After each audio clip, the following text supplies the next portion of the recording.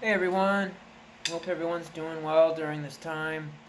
I know we're all kind of cooped up and indoors, and some people are panicking, and a lot of stress and anxiety going around during this time. So um, just know that this too shall pass. And I just saw a beautiful thing while walking my dogs.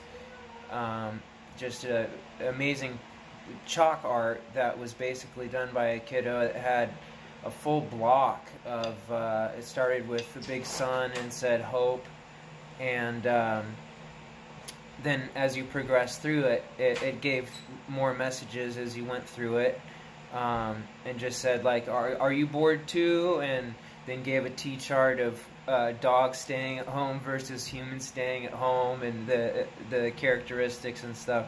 I'm not doing a very good job of describing it, but it was a beautiful thing to see. So just sharing that there are some pretty things out there, and some things to enjoy while we're all, going through this, and whatever our emotions might be and that kind of stuff, and that's why playing our instruments and practicing is also just such a great thing to have for those of us that are lucky to have our health right now, and have an instrument or a shed to practice in. So just count yourself as blessed if you're able to do that. And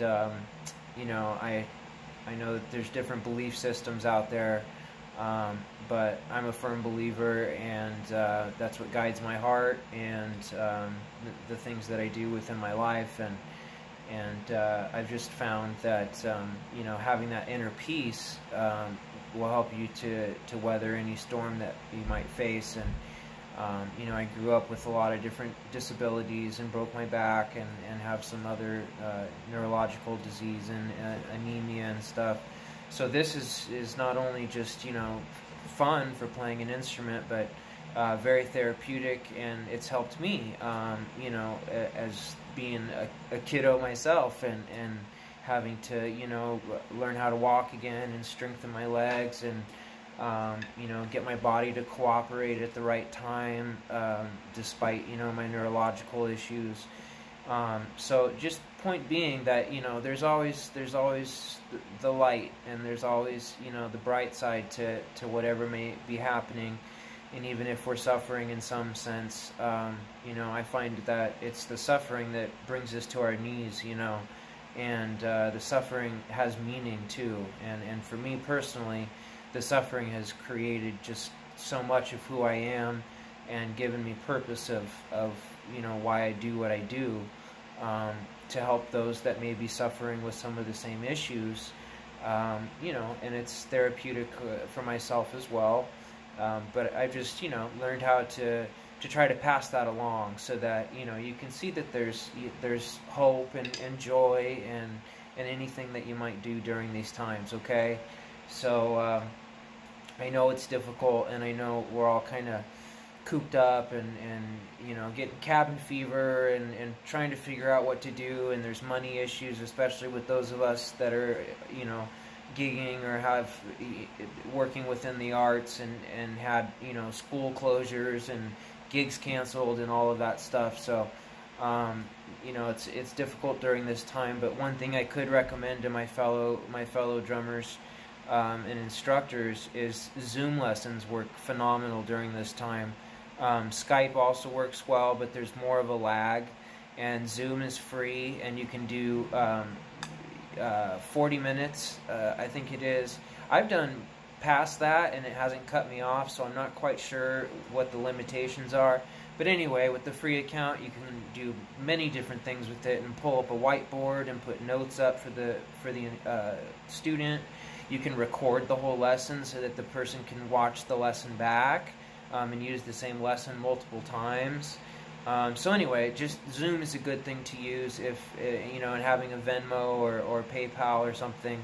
So just a little tip or word of advice. I'm sure a lot of you already know that, but I've just found that Zoom works well, and it has been helping a lot during this time, while we can't do our normal gigs or go to academies or that kind of stuff. Okay, So now that I'm done with my little message, or whatever you want to call that, I just wanted to give a little bit of some inspiration of hope, you know, and just knowing that, you know, this too shall pass, and just keeping that inner peace is what's really important, at least, you know, in my opinion, and in my own personal life. So now I'll play some drums for you, okay? And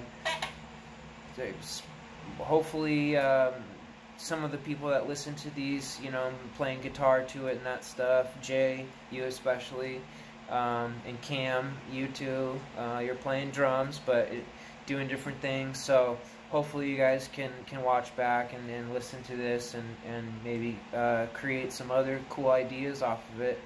And obviously I have a tendency just to freestyle, and I'm not really just planning and being methodical or playing to a song specifically. So sometimes, you know, I make a tendency to make mistakes and that kind of stuff because I am just freestyling it. So bear with me while I do that, but I also, you know, find it's a little bit more fun, and the purpose of these videos too is a little bit different than, you know, showing the skill of playing to a song, or, you know, showing specific grooves or that kind of stuff.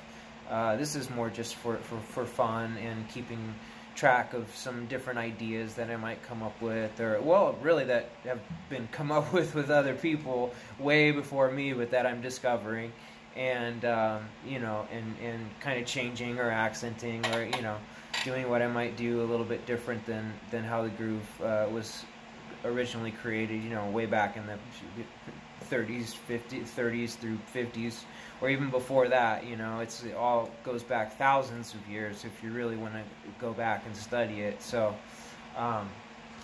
so we'll see what comes out, and we'll have some joy out of this, and it's always a good thing to just be able to go to your instrument and get out whatever emotions or frustrations or anxieties, that kind of stuff that you might be having going on, okay? Because I know we all suffer with those things, and I do especially, and I empathize with people that are going through those things. I truly do. So we're all in this together, okay? We're all in this together, and it's important to work as a community. So you know, love conquers all. It really does.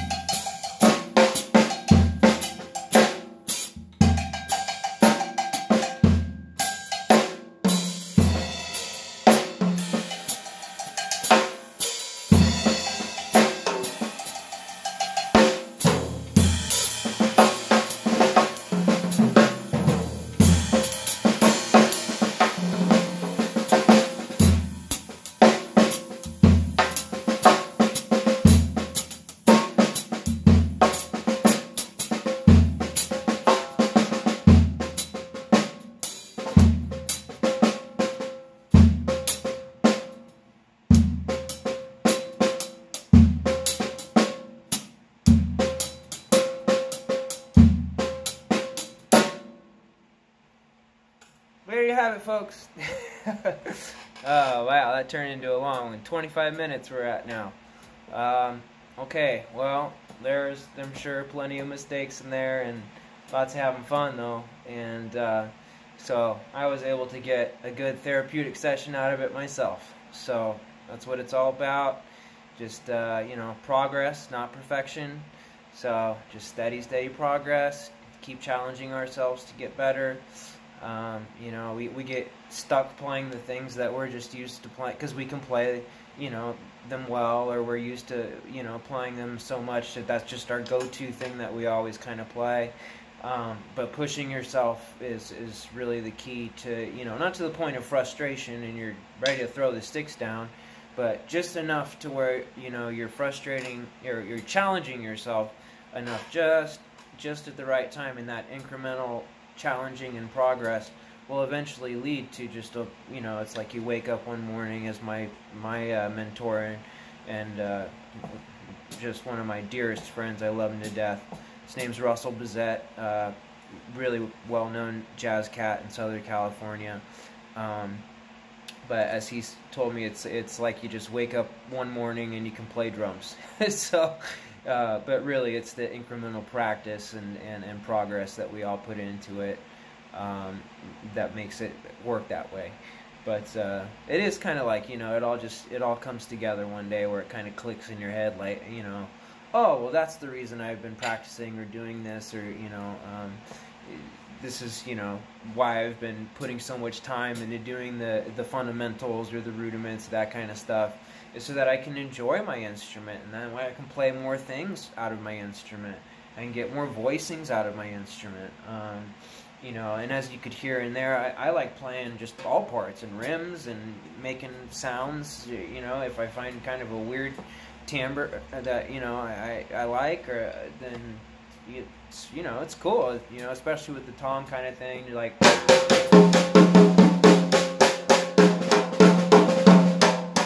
you know, you just get some weird sounds out of it and then create cool grooves out of just that. And I've learned too how to just kind of rest the butt end of the stick on the snare, and when you're doing that, then you can get snare sounds out of doing a combo hit with other things. So I'm sure someone else thought of that way before me, but if you're resting the butt end on, and sometimes I use my pinky to control, you know, the resonance or sustain of how long it's going. But you can just, you know, get some really cool grooves out of resting the butt end on here, playing on here, and then using your left hand as usual, you know, just like,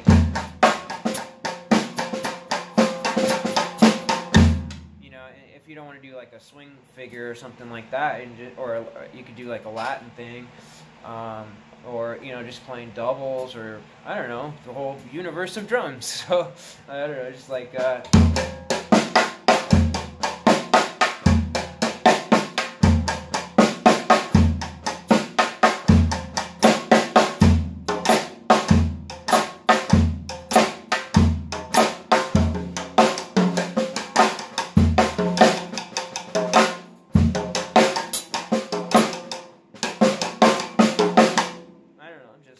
making it up there on the spot, you see. But anyway, that just back to my point of I like playing, you know, all different voicings within the instrument, because, you know, once you have the control all within your technique and your stick control, everything makes a sound, right? If you hit it, you hit anything and make a sound out of it.